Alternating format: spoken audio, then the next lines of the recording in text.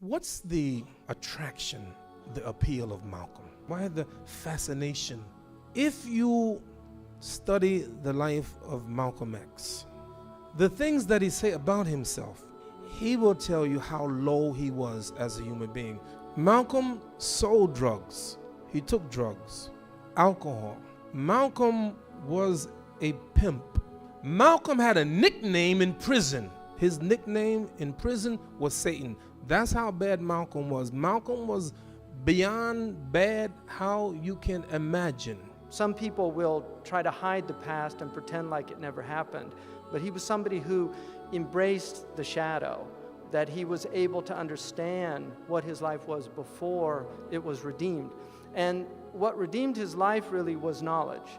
This man struggled with great difficulty to educate himself, and he spent years, he would read till 3 in the morning in prison. He would read with the light of the hall.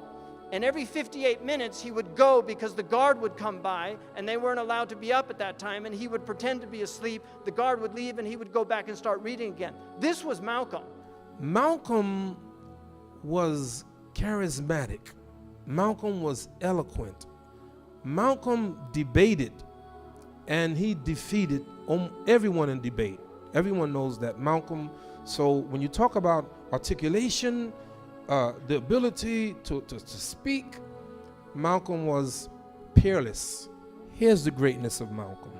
The greatness of Malcolm is what he became.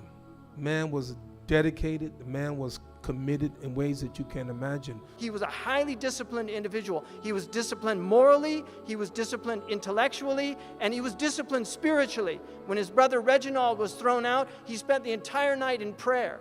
So he was a man of prayer. So if Malcolm represents anything as a religious person, he represents balance. And part of that balance is being on the side of his people. And at the end, he just wasn't trying to save African Americans. He was trying to save all of Americans.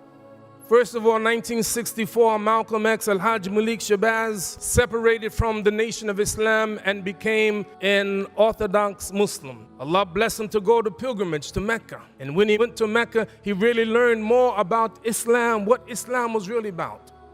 What is the lesson of Malcolm?